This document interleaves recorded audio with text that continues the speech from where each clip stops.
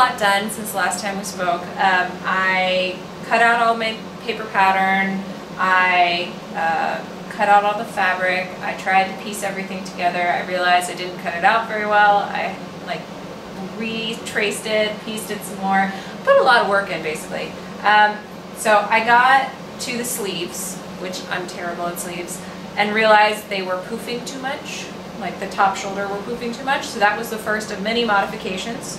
I also, on the back, the pattern called for double pleats on the back, so this is pleat, the center pleat, and then there were 2 pleats on the sides.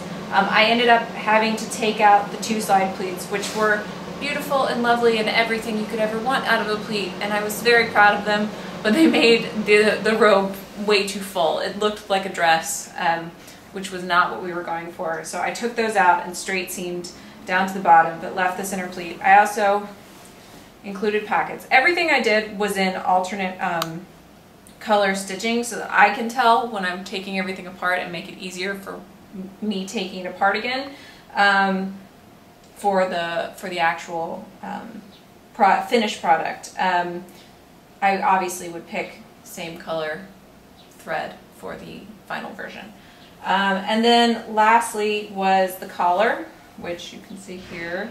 The collar didn't go all the way around in the paper pattern, so I ended up having to make the original, figure out how much more I needed, change the angle, this angle here that's on the front, change that angle to meet, because if you have seen Game of Thrones and you've seen Littlefinger, it comes all the way around, it meets, and then goes straight down, which makes it this really funky little angle that made my brain hurt. But I figured it out. So now the muslin version is finally finished. It is not lined, because why would you line a fake piece? But we're going to try it on and see how it fits. Alright, so here we have the mostly completed muslin. It looks beautiful. Will you turn around, dear? Check out that back. Looks good. Check out that pleat. Looks good. You want to turn back around? Obviously these are safety pins. Not how it's going to be permanently done. There will be clasps and there'll be some fabric behind it to prevent the clasp from showing. I still have to fix some of the seaming on the shoulders. They're a little low. I'm going to be working on that. Check out the awesome belt that we found on eBay. This is repurposed. I did not make that, but I think it looks really good. And the collar is almost perfect. Almost perfect. It's very, very close and will definitely be perfect by the next iteration when we're doing it for real. But yeah, so here we are. Side view? Side view.